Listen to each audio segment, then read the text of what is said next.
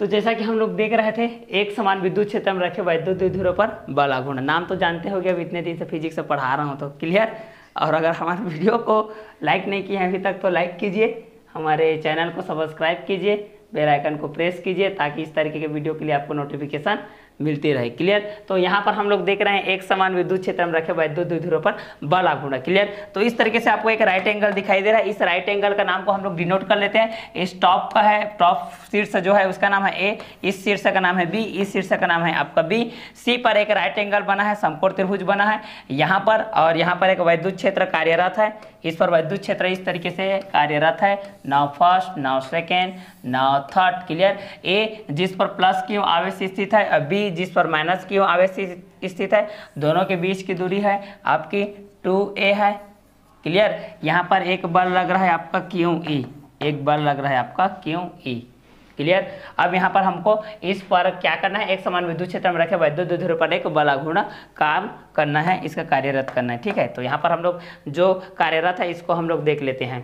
Clear. तो यहाँ पर आपका थीटा एंगल बनेगा, तो ये आपका लंब हो जाएगा भाई, और ये कितना हो जाएगा, ये आपका हो जाएगा आधार, और ये हो जाएगा आपका कर्ण, ये हो जाएगा आपका कर्ण।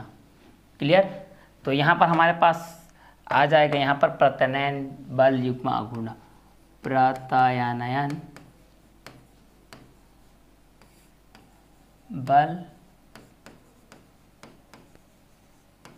आघूर्ण, जिसको हम लोग टाउ से दर्शाते हैं। क्लियर। यहाँ पर जो एक समान विद्युत क्षेत्र में रखे वैद्युत द्विध्रुव पर बल आघूर्ण है, जिसको हम लोग किससे दर्शाते हैं, टाउ से दर्शाते हैं। क्लियर। यहाँ पर वैद्युत द्विध्रुव दो है। वैद्युत द्विध्रुव कौन कौन से, ए और बी है, जो कि प्लस के और माइनस के अंशों से मिलकर के बना है। इनके बीच की दूरी है आपकी 2a है। इस पर एक बल क्यू ई कार्यरत है। यहाँ पर षटकोण त्रिभुज ए सी बी बना है, जहाँ पर सी समकोण त्रिभुज है। सी के सामने वाला आपका ए बी क्या है, कर्ण है, और बी सी क्या है आपका आधार है, और ए सी क्या है आपका लंब है। तो प्रत्यानयन बल युग्म आघूर्ण बराबर होता है, एक बल होता है और एक बल और दोनों बलों की लंबवत के बीच की दूरी होती है। क्लियर। एक बल और लंबवत। तो यहाँ पर कितना हो जाएगा आपका, एक बल आपका लग रहा है भाई क्यू ई लग रहा है, और इसके लंबवत दूरी है आपका ए सी। तो टाउ का वैल्यू कितना आ गया यहाँ पर, क्यू ई इंटू हो गया आपका ए सी। ये हो गया आपका इक्वेशन और फर्स्ट। तो एट फर्स्ट यहाँ से हम लोग ए सी का वैल्यू पहला निकालेंगे। क्लियर। तो जैसा कि आप लोग देख रहे हैं यहाँ पर एक समकोण त्रिभुज है। एक समकोण त्रिभुज क्या है, यहाँ पर ए सी बी है, जहाँ पर सी राइट एंगल है, समकोण है। समकोण के सामने वाला को हाइपोटेनस बोलते हैं, और जहाँ पर राइट एंगल से जो आपका थीटा अटैचमेंट रहता है उसको हम लोग बेस बोलते हैं, और थीटा के सामने वाला जो रहता है अपोजिट साइड उसको हम लोग परपेंडिकुलर बोलते हैं। मतलब अपोजिट साइड को हम लोग परपेंडिकुलर बोलेंगे। मतलब यहाँ पर थीटा का अपोजिट साइड में क्या है आपका ए सी है, इसको हम लोग परपेंडिकुलर बोलेंगे, जिसको हम लोग लंब बोलते हैं। और थीटा जिस राइट एंगल से अटैचमेंट होता है उसको हम लोग क्या बोलते हैं, बेस बोलते हैं, जिसको हम लोग नॉर्मली भाषा में आधार बोलते हैं। राइट एंगल के सामने वाला का जो एंगल रहता है उसको हम लोग क्या बोलते हैं, हाइपोटेनस बोलते हैं, जिसको नॉर्मली भाषा में हम लोग कर्ण बोलते हैं। अब यहाँ पर आपका जो पाइथागोरस थ्योरम लागू होता है, कर्ण का वर्ग बराबर क्या होता है, लंबा का वर्ग प्लस आधार का वर्ग। मतलब एच का स्क्वायर इक्वल टू हो जाएगा आपका पी का स्क्वायर प्लस बी का स्क्वायर। मीन्स हाइपोटेनस का स्क्वायर इक्वल टू हो जाएगा परपेंडिकुलर का स्क्वायर प्लस बेस का स्क्वायर। यहाँ से आप लोग तीन और फार्मूला फाइंड आउट कर सकते हैं। फिलहाल हमको तो उसके पास नहीं जाना है, हमको जाना है किसके पास, ए सी के पास जाना है यहाँ से। अब यहाँ पर हम लोग जाते हैं, ए सी का वैल्यू हमको यहाँ से फाइंड आउट करना है। तो ए सी का वैल्यू फाइंड आउट करने के लिए हम राइट एंगल में ए सी बी के पास जाते हैं। राइट एंगल आपका ए सी बी है, जहाँ सी पर राइट एंगल बना है। राइट एंगल के आपका अपोजिट साइड में जो बना है वो आपका हाइपोटेनस है। थीटा एंगल आपका बी पर मूवमेंट कर रहा है, और बी का जो का आपका अपोजिट साइड है जिसको हम लोग परपेंडिकुलर बोलते हैं। परपेंडिकुलर में आपका ए सी आ गया, बी और बेस में आपका बी सी आ गया, और ए बी में आपका आ गया हाइपोटेनस आ गया। तो चलिए हम लोग जानते हैं कि यहाँ पर जो प्रत्यानयन बल युग्म आघूर्ण टाउ इक्वल टू होता है एक बल गुणित लंबवत दूरी, means tau equal to Q into हो जाएगा आपका ए सी। तो सर्वप्रथम हम लोग ए सी का वैल्यू फाइंड आउट करते हैं, फिर ए सी का वैल्यू फाइंड आउट करने के पश्चात उसको हम लोग इक्वेशन नंबर फर्स्ट में पुट कर देते हैं। क्लियर। तो चलिए यहाँ पर हम लोग देखते हैं समकोण त्रिभुज ए सी बी में, समकोण त्रिभुज ए सी बी में हम लोग देखते हैं साइन थीटा इक्वल टू आपका होता है hypotenuse by base. Means perpendicular में हाइपोटेनस नहीं होता है भाई, परपेंडिकुलर बाय बेस होता है। मतलब लंब बटे होता है आपका हाइपोटेनस, मतलब परपेंडिकुलर बाय हाइपोटेनस, लंब बटे कर्ण। तो लंब है आपका ऐसी, कर्ण है आपका ए बी। क्लियर। अब यहाँ से हम लोग क्रॉस मल्टीप्लाई कर लेते हैं भाई, साइन थीटा के बारे में कुछ नहीं, मीन्स 1 है, तो ए सी का मल्टीप्लाई 1 के साथ होगा, देन ए सी हो जाएगा, ए बी का मल्टीप्लाई साइन थीटा के साथ होगा, देन हो जाएगा ये ए बी साइन थीटा। और चूंकि हम लोग यहाँ पर जानते हैं, पहले से ही थ्योरिकल चीज़ में हम लोग पढ़ चुके हैं कि यहाँ पर वैद्युत द्विध्रुव है जिस पर ए और बी स्थित है, जो कि प्लस क्यू और माइनस क्यू से मिल करके बना हुआ है, जिसके बीच की दूरी है 2a है। तो यहाँ पर हम लोग ए बी की जगह में कितना रख सकते हैं, 2a रख सकते हैं। तो चलिए रख देते हैं यहाँ पर। तो यहाँ पर हमारे पास ए सी का वैल्यू आ जाएगा, ए बी की जगह में हम लोग यहाँ पर पुट करेंगे 2a, तो यहाँ पर आ गया आपका 2a साइन थीटा। क्लियर। तो ये ए सी का वैल्यू आ गया आपका 2a साइन थीटा।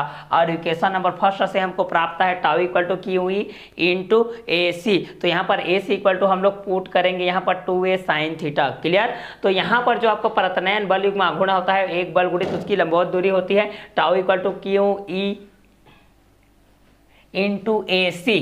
तो यहाँ पर ए सी के लिए हमको यहाँ पर राइट एंगल का सहारा लेने पड़ा। राइट एंगल है आपका ए सी बी, सी आपका राइट एंगल बना है, सी का सामने वाला आपका हाइपोटेनस कर्ण है, और यहाँ पर एंगल जो बी पर मूवमेंट कर रहा है, बी का सामने वाला जो अपोजिट साइड है आपका परपेंडिकुलर है, जिसको हम लोग लंब बोलते हैं। ए सी लंब का काम कर रहा है, बी सी आधार का काम कर रहा है, ए बी कर्ण का काम कर रहा है। और हम लोग जानते हैं कि राइट एंगल आपका समकोण त्रिभुज ए सी बी में साइन थीटा इक्वल टू होता है आपका लंब बटे कर्ण बराबर यहाँ पर लंब क्या है, क्योंकि थीटा का सामने वाला को लंब बोलते हैं, और थीटा जो राइट एंगल के साथ अटैचमेंट रहता है उसको हम लोग आधार बोलते हैं। तो ए सी के बाद क्या हो गया, ए बी, यहाँ से मैं क्रॉस मल्टीप्लाई कर दिया, ए सी का मल्टीप्लाई 1 के साथ हो गया, then A C, A B का मल्टीप्लाई साइन थीटा के साथ हो गया, then A B sine theta. चूंकि हमको प्राप्त है कि वैद्युत द्विध्रुव ए बी से मिल करके बना है, जो प्लस के और माइनस के आंशों से मिल करके बना हुआ है, जिसके बीच की दूरी है आपके 2a, इसलिए ए बी की जगह में यहाँ पर पुट कर दिया 2a। तो ए सी इक्वल टू हो गया 2a साइन थीटा। अब ए सी के वैल्यू को मैं इक्वेशन नंबर फर्स्ट में पुट कर रहा हूँ, देन यहाँ पर हो जाएगा आपका टाउ इक्वल टू हो जाएगा क्यू ई इंटू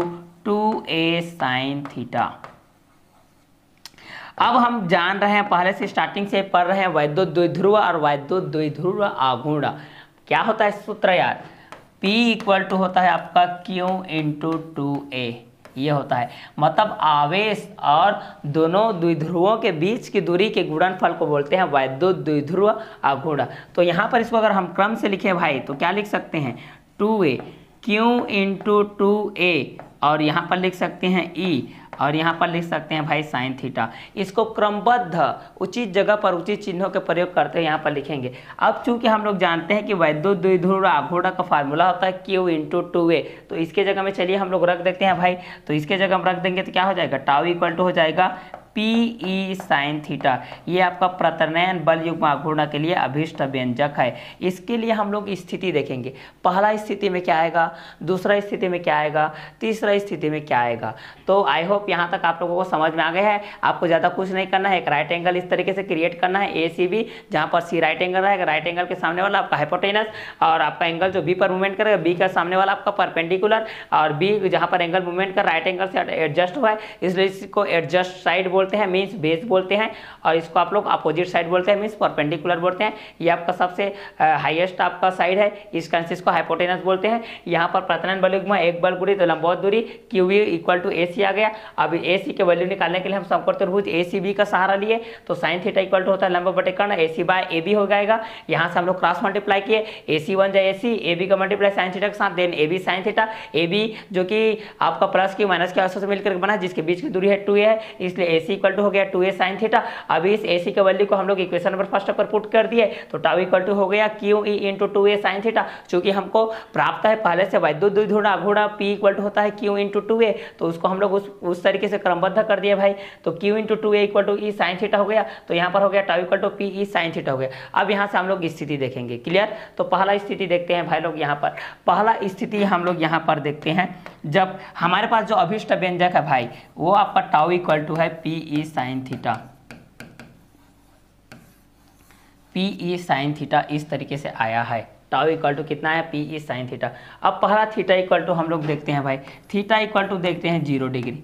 पहला स्थिति थीटा इक्वल टू 0 डिग्री हो जाएगा, तो टाउ इक्वल टू कितना हो जाएगा आपका पी ई साइन 0, और साइन 0 का वैल्यू होता है आपका 0, मतलब पूरा 0 हो गया भाई। क्लियर। दूसरी स्थिति देखते हैं क्या दिक्कत है। दूसरा स्थिति हो जाएगा जब थीटा इक्वल टू देखेंगे हम लोग 90 degree, theta equal to 90 degree देखेंगे तो कितना हो जाएगा भाई, टाउ इक्वल टू हो जाएगा आपका पी ई साइन 90 डिग्री, और साइन 90 का वैल्यू होता है आपका 1, इसलिए पी ई 1 जब पी ई मीन्स टाउ का वैल्यू हो जाएगा आपका पी ई के बराबर हो जाएगा। नाउ थर्ड स्थिति, थर्ड स्टेज में हम लोग देखेंगे theta equal to 180 degree. Clear. तो 180 डिग्री में इसका वैल्यू क्या हो जाएगा आपका, थीटा इक्वल टू यहाँ पर 180 डिग्री हम लोग देखेंगे तो यहाँ पर हो जाएगा पी ई साइन 180 डिग्री, जो कि नेगेटिव होता है, मतलब यहाँ पर आ जाएगा माइनस पी ई आ जाएगा। मतलब जीरो में तो जीरो हो गया, और 90 डिग्री में आपका हाईएस्ट वैल्यू आएगा, और 180 में आपका नेगेटिव वैल्यू आएगा, जो कि न्यूनतम है। 180 में न्यूनतम और यहाँ पर आपका 90 में हाईएस्ट अधिकतम। तो इस तरीके से हम लोग देखें एक समान विद्युत क्षेत्र में रखे वैद्युत द्विध्रुव पर बल आघूर्ण। क्लियर। तो ये है आपका अभिष्ट व्यंजक tau equal to P E sine theta. Clear. तो ये व्यंजक आपका 3 नंबर का आता है। 12th में आपका जो 3 नंबर का मार्क्स आता है इसमें बहुत बार ये आ चुका है, और इस साल भी आएगा, लिख करके ले लीजिए, इसलिए इसको नोट डाउन करते हुए चलिए। ठीक है। इसके बाद हम लोग देखते हैं एक और है द्विध्रुव को विद्युत क्षेत्र में घुमाने में संपन्न किया गया कार्य। भाई कितना कार्य कर रहे हो आप, कितना पढ़ रहे हो, कितना ऊर्जा खपत किए, उसके बारे में हम लोग यहाँ पर देखते हैं। चूंकि हम यहाँ पर प्राप्त है प्रत्यानयन बल युग्म आघूर्ण टाउ इक्वल टू हमको यहाँ पर प्राप्त है P E sine theta. Clear. इस तरीके से है। यहाँ पर दो आपका द्विध्रुव है, यहाँ पर बोल सकते हैं द्विध्रुव अक्ष है आपका ए और बी है। भाई इसमें डायग्राम बनाने की कोई ज़रूरत नहीं है। द्विध्रुव है आपका ए और बी, जो कि प्लस क्यू और माइनस क्यू अंशों से मिल करके बना हुआ है, जिसके बीच की दूरी है आपकी 2a है। तो इसको घुमाने में किया गया संपन्न कार्य को हमको ज्ञात करना है। तो चूंकि हमको प्राप्त है tau equal to P sine theta, इसको हम लोग 1 मान लेते हैं। इस पर किया गया कार्य ना, द्विध्रुव पर किया गया कार्य, द्विध्रुव पर किया गया कार्य क्या हो, W हो भाई। तो यहाँ पर कितना हो जाएगा, dW इक्वल टू हो जाएगा tau theta, tau D theta. Clear. तो कितना हो जाएगा, dW इक्वल टू हो जाएगा tau P E sine theta, और कितना हो जाएगा डी थीटा, इतना हो जाएगा। ये हो जाएगा आपका इक्वेशन नंबर 2। हमको प्राप्त है भाई टाउ इक्वल टू क्या प्राप्त है, पी ई साइन थीटा, जो कि अभी करंट में ज्ञात किए हैं इसको। क्लियर। जो कि पी आपका क्या है, आपका वैद्युत द्विध्रुव आघूर्ण है, ई आपका क्या है, वैद्युत क्षेत्र की दिशा है, साइन थीटा आपका एक फलन है। क्लियर। अब यहाँ पर हम लोग देख रहे हैं द्विध्रुव पर किया गया कार्य W है, वर्क है, जिसको हम लोग कार्य बोलते हैं। अब यहाँ पर work equal dW equal to हो गया टाउ डी थीटा हो गया, यहाँ पर टाउ हो गया, यहाँ पर डी थीटा, टाउ का value P E sine theta D theta. अब अल्प कोण घुमाने में किया गया कार्य ना, यहाँ पर अल्प कोण घुमाने में किया गया कार्य, यहाँ पर लिखेंगे अल्प कोण में घुमाने में किया गया कार्य, अल्प कोण में घुमाने में किया गया कार्य, घुमाने में किया गया कार्य।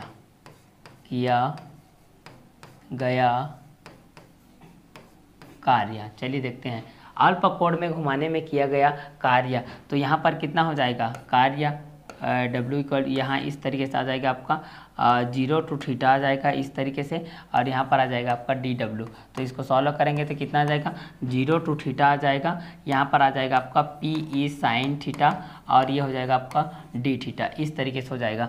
अब इसको हम लोग एक स्टेप में फिर से सॉल्व कर लेते हैं। भाई यहाँ पर सॉल्व करने में क्या दिक्कत है, पी ई साइन थीटा, तो पी ई आपका कांस्टेंट के रूप में है, ये आपका बाहर निकलेगा, यहाँ पर आपका बच गया 0 टू थीटा बच गया, यहाँ पर बच गया आपका sign theta D theta. Clear. तो यहाँ पर एक स्टेप में और इसको हम लोग सॉल्व कर लेते हैं। पी ई इंटीग्रेशन लगाते हैं, यहाँ पर कितना हो जाएगा, साइन थीटा डी थीटा का होता है आपका कॉस थीटा होता है, और ये है 0 से थीटा। ठीक है। अब इसमें आपको ये आपका उच्चतम मान है थीटा, और 0 क्या है आपका न्यूनतम मान है, मतलब हाईएस्ट वैल्यू में हम लोग लोएस्ट वैल्यू को घटाएंगे भाई। तो ये कितना हो जाएगा, पी ई हो जाएगा कॉस थीटा माइनस कॉस 0, इस तरीके से आपका हो जाएगा। इस तरीके से हम लोग कॉस थीटा को वैल्यू को रखेंगे तो पी कितना हो जाएगा, कॉस थीटा हो जाएगा, और कॉस 0 का वैल्यू होता है आपका 1, इसलिए कॉस थीटा माइनस हो गया आपका 1। क्लियर। तो ये हो गया आपका 0 टू थीटा हो गया, और ये साइन थीटा हो गया कॉस थीटा माइनस 1।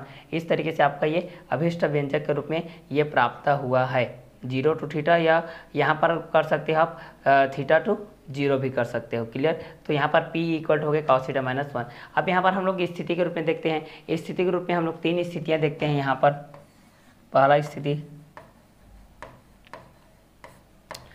स्थिति जब थीटा इक्वल टू कितना हो भाई, थीटा इक्वल टू हो आपका 0, थीटा इक्वल टू कितना हो आपका 0, थीटा इक्वल टू 0 हो जाएगा तो आपका वैल्यू कितना हो जाएगा, यहाँ पर PE हो जाएगा और यहाँ पर हो जाएगा cos थीटा माइनस 1, तो cos 0 माइनस 1 मीन्स हो जाएगा 1 माइनस 1 इक्वल टू हो जाएगा आपका 0। क्लियर। उसके पश्चात होता है आपका 90 cos 90, तो थीटा इक्वल टू हो जाएगा आपका 90, तो यहाँ पर हो जाएगा PE cos थीटा मतलब 90 हो जाएगा तो कितना हो जाएगा 0, 0 माइनस 1 इक्वल टू हो जाएगा माइनस PE, ये हो जाएगा। क्लियर। उसके पश्चात ये तो फर्स्ट स्थिति होगा। फर्स्ट स्टेज में जी थीटा इक्वल टू 0 डिग्री देख लिए और दूसरा स्थिति क्या है आपका, थीटा इक्वल टू हम लोग देख लिए 90 डिग्री। थर्ड स्थिति देखते हैं। थर्ड स्थिति में हम लोग थीटा इक्वल टू देखते हैं 180 डिग्री, तो यहाँ पर हो जाएगा PE हो जाएगा 180 डिग्री में, इसका वैल्यू होता है आपको -1 हो जाएगा आपका, तो -1 हो जाएगा आपका -2, तो ये हो जाएगा आपका 2PE हो जाएगा। इस तरीके से होगा। क्लियर। तो यहाँ पर हम लोग देखे हैं द्विध्रुव को और विद्युत क्षेत्र में घुमाने में संपन्न किया गया कार्य DW equal to tau D theta है और DW PE sine theta D theta हो गया। अल्फा कोण में घुमाने में किया गया कार्य आपको इस तरीके से दिया होगा। आई होप ये आप लोगों को समझ में आ गया होगा। अब इसके बाद हम लोग देख लेते हैं भाई, इसके बाद हम लोग एक चीज़ देखते हैं, अक्षीय स्थिति और निरक्षीय स्थिति की तुलना। यहाँ पर हम लोग देख लेते हैं अक्षीय स्थिति निरक्षीय स्थिति की तुलना। इसके बाद है आपका अक्षीय स्थिति, अक्षीय स्थिति व निरक्षीय स्थिति की तुलना, निरक्षीय स्थिति की तुलना, अक्षीय स्थिति और निरक्षीय स्थिति की तुलना। तो यहाँ पर आर्द्र परिस्थिति किसी भी द्विध्रुव अक्ष पर आर्द्र परिस्थिति किसी के लिए अक्षीय स्थिति के लिए आपका सूत्र होता है ना, ये अक्षीय स्थिति के लिए, अक्षीय स्थिति को मान लेते हैं आप लोग यहाँ पर E1 मान लेते हैं ना, तो कितना होता है 1/4 pi epsilon naught into 2p/r³ होता है। ये हो गया आपका equation number first. Clear. Now second निरक्षीय स्थिति के लिए देखते हैं हम लोग। निरक्षीय स्थिति, निरक्षीय स्थिति को हम लोग मान लेते हैं E2 इक्वल टू होता है 1/4 pi epsilon naught into p/r³ था, इसको मान लेते हैं equation number second.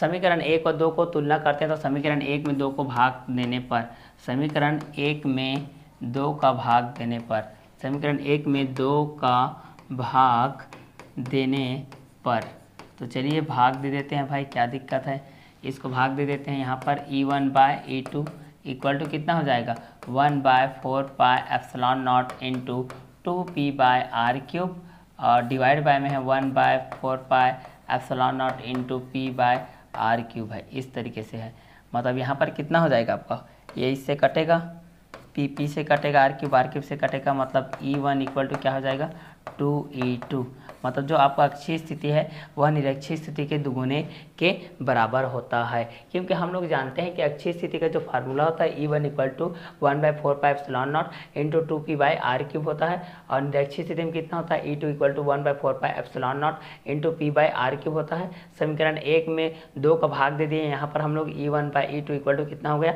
1/4 pi epsilon naught into 2p/r³ और नीचे में कितना हो गया 1/4 पाई एप्सिलॉन नॉट इंटू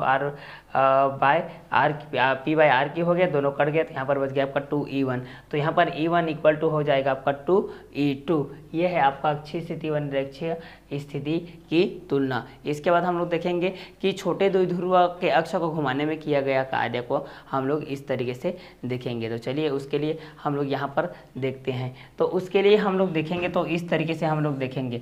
जैसे कि यहाँ पर अक्षीय स्थिति के लिए क्या आया था आपका E1 आया था, तो E1 equal to 1/4 pi epsilon naught into 2p आया था, तो 2p इसको हम लोग देखेंगे 2p cos थीटा के रूप में देखेंगे और 2p हम लोग साइन थीटा के रूप में देखेंगे। तो चलिए हम लोग आगे देखते हैं छोटे द्विध्रुव अक्ष पर घुमाने में किया गया कार्य। तो जैसा कि हम लोग छोटे द्विध्रुव अक्ष के लिए हम लोग देख रहे थे इसको, तो इस तरीके से इसके लिए हम लोग भी डायग्राम क्रिएट कर लेते हैं भाई, ठीक है। इस तरीके से इसके लिए भी डायग्राम क्रिएट कर लेते हैं।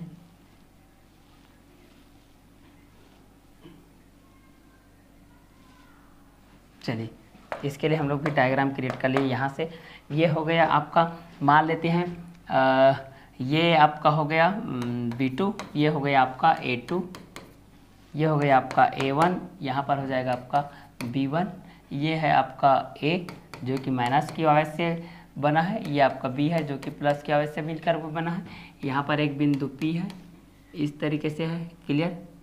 चलिए अब यहाँ पर देख लेते हैं हम लोग, ये आपका O हो गया, ये आपका P हो गया, OP के अनुदिश हो गया। तो यहाँ पर हम लोग देख लेते हैं,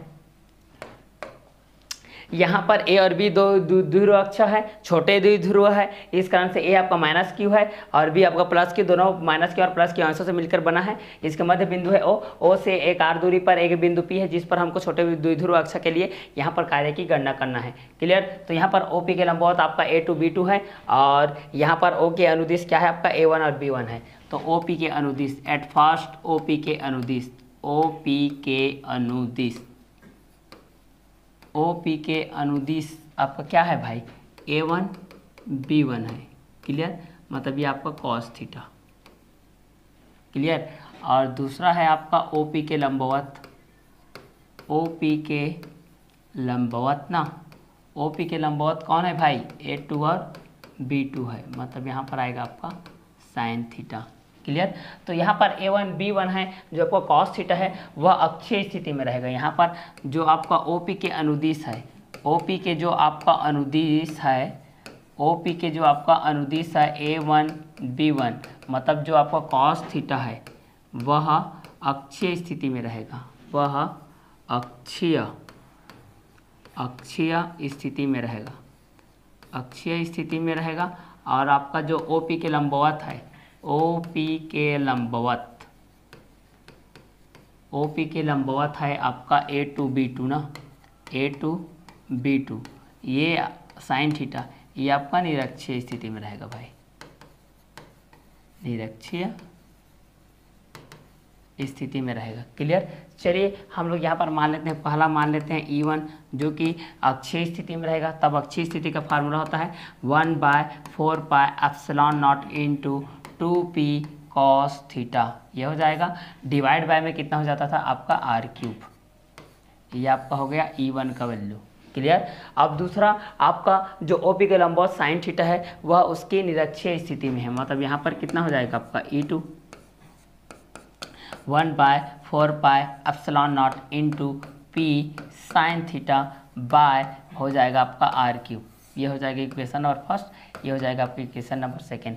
अब इसका हम लोग परिणामी देखते हैं इक्वल टू। क्लियर। तो चलिए हम लोग देखते हैं। तो एट फर्स्ट आपका ये है जो आपका द्विध्रुव है, आपका छोटे द्विध्रुव है, आपका A है और क्या है आपका B है, जो कि माइनस के और प्लस के अंशों से मिलकर बना है, जिसके मध्य बिंदु O से R दूरी पर एक बिंदु P है, जिस पर छोटे द्विध्रुव अक्ष की गणना करनी है हमको। तो यहाँ पर OP, यहाँ पर A1 और B1 OP के अनुदिश है जो कि cos थीटा के लिए वर्क कर रहा है। और यहाँ पर आपका जो A2 B2 है वह OP के लंबवत है जो कि आपका साइन थीटा है। क्लियर। तो OP के अनुदिश A1 B1 आपका cos थीटा है जो कि अक्षीय स्थिति में होगा, और OP के लंबवत आपका A2 B2 है जो कि साइन थीटा रहेगा, वह निरक्षीय स्थिति में रहेगा। और चूंकि अक्षीय स्थिति में हम लोग विद्युत क्षेत्र की तीव्रता को जानते हैं, E1 इक्वल टू होता है 1/4 pi epsilon naught into 2p by cos theta by r³, और E2 का वैल्यू होता है 1/4 pi epsilon naught into p by sine theta by r³ होता है। तो यहाँ पर इसका जो परिणामी होता है भाई E इक्वल टू होता है अंडर रूट में क्या होता है आपका E1 प्लस E1 का स्क्वायर प्लस E2 का स्क्वायर, इस तरीके से होता है। तो ये आपका बाहर आ जाएगा 1/4 pi epsilon naught, under root में कितना हो जाएगी आपके पास कितना है 2p cos theta by r³ हो जाएगा, और यहाँ पर कितना हो जाएगा p साइन थीटा बाय हो जाएगा आपका r³ हो जाएगा। इस तरीके से आपका हो जाएगा रूप में। तो यहाँ पर कितना हो जाएगा p भी बाहर आएगा, तो p बाय कितना हो जाएगा 4 पाई एप्सिलॉन नॉट, दोनों में क्या है आपका r³ बाहर आ जाएगा।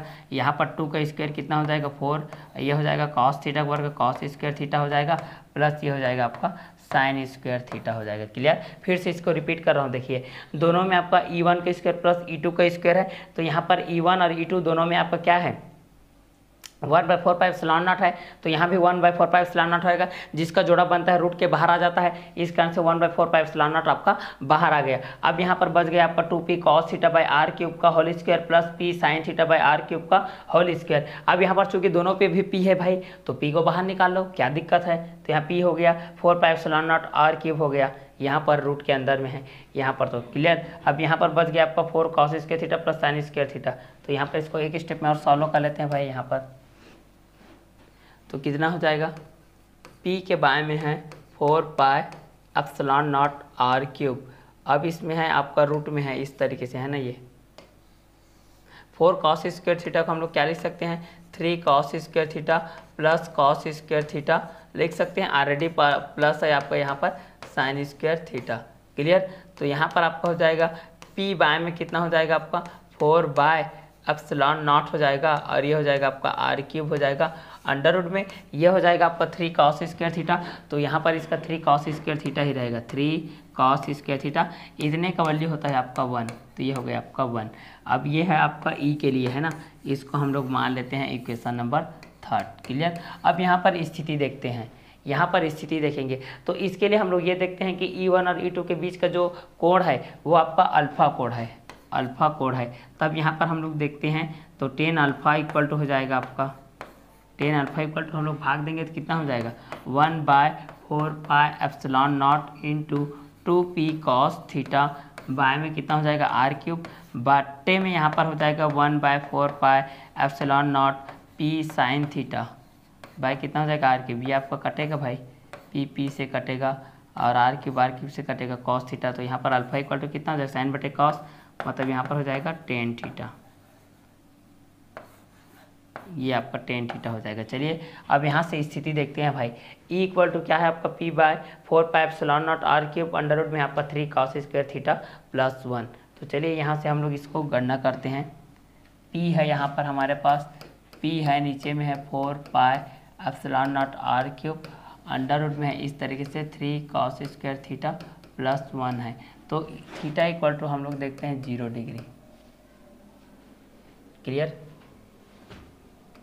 तो यहाँ पर कितना हो जाएगा, p हो जाएगा, यहाँ पर हो जाएगा 4πε0 इंटू r³ हो जाएगा, 3 हो जाएगा cos थीटा का स्क्वायर मतलब 0 हो जाएगा, cos थीटा cos 0 का स्क्वायर हो जाएगा आपका 1 प्लस हो जाएगा आपका 1। तो इस तरीके से यहाँ पर इसका स्थिति क्या आ जाएगा, p इक्वल टू 4πε0 r³, ये आपका r³ है, ये हो जाएगा 3 + 1, 3 + 1 मतलब कितना हो जाएगा ये p/4πε0 इंटू r³, ये हो जाएगा आपका अंडर रूट 4। अंडर रूट 4 का स्क्वायर रूट कितना होता है आपका 2, तो यहाँ पर हो जाएगा p/4πε0 r³, इसका हो जाएगा आपका 2। तो इसको हम लोग क्रम से लिखेंगे तो 1/4πε0 इंटू 2p हो जाएगा आपका r³, जो कि अक्षीय स्थिति के लिए आपका अभिष्ट व्यंजक है। तो यहाँ से ये तो प्रूफ हो गया जब थीटा इक्वल टू 0 रखे तो। अब थीटा इक्वल टू हम लोग 1 रखते हैं भाई, कितना रखते हैं 1, क्लियर। तो यहाँ पर हो जाता है सेकेंड स्थिति में। अब थीटा इक्वल टू कितना रख देते हैं भाई, यहाँ पर थीटा इक्वल टू रख देते हैं हम लोग 0 था, अब 90 रखते हैं भाई, 90 रखते हैं तो कितना हो जाएगा देखिए p/4πε0 r³ हो जाएगा, अंडर रूट में हो जाएगा 3 और cos 90 डिग्री का स्क्वायर हो जाएगा प्लस 1 हो जाएगा, और यहाँ पर हो जाएगा p/4πε0 r³, ये हो जाएगा 3 हो जाएगा, इसका वैल्यू होता है आपका 0, मतलब ये 0 हो जाएगा, मतलब ये हो जाएगा 0 + 1 हो जाएगा। तब की स्थिति में हम लोग देख सकते हैं p हो जाएगा आपका 4πε0 r³ अंडर रूट 1 हो जाएगा, अंडर रूट 1 का स्क्वायर रूट होता है आपका 1, तो p हो जाएगा आपका 4πε0 r³ इंटू 1 हो जाएगा। तो इसको हम लोग लिख सकते हैं 1/4πε0 इंटू p हो जाएगा आपका r³, जो कि निरक्षीय स्थिति के लिए अभिष्ट व्यंजक है। इस तरीके से हम लोग प्राप्त कर सकते हैं छोटे द्विध्रुव के कारण अक्षीय स्थिति के लिए 1/4πε0 इंटू 2p r³, और निरक्षीय स्थिति के लिए 1/4πε0 इंटू p कितना हो जाएगा r³। तो ये था हमारा छोटे द्विध्रुव अक्ष के कारण। नेक्स्ट डे में हम लोग देखेंगे घन कोण क्या है और गास का थ्योरम देखेंगे। नेक्स्ट वीडियो लेक्चर में आप लोगों का ये लेसन 1 फिनिश हो जाएगा, तो नेक्स्ट वीडियो को नेक्स्ट अपडेटेड वीडियो के साथ जरूर देखिए। नेक्स्ट वीडियो हम लोग देखेंगे घन कोण क्या है, घड़ कोण क्या है, घड़ कोण में आपका स्टेरेडियन क्या होता है। होता है, रेडियन क्या होता है, गास थ्योरम क्या है, गास का प्रमेय क्या है, गास का अनुप्रयोग कितने हैं, अनंत समतल चादर के लिए देखेंगे, अनंत चादर के लिए देखेंगे, समतल लंबाई के लिए देखेंगे, अनंत समतल चादर के एकांक लंबाई के लिए देखेंगे, गास की थ्योरम जो कि मोस्ट इंपॉर्टेंट क्वेश्चन है आपका फर्स्ट चैप्टर का, यहाँ से बहुत सारे क्वेश्चन आते हैं गास के अनुप्रयोग से। ठीक है, तो अभी हम लोग देखे हम लोग फर्स्ट चैप्टर के रूप में देखे थे सतत आवेश का वितरण देखे थे, जिसमें रैखिक आवेश घनत्व के बारे में थोड़ा सा मैं जिक्र किया था।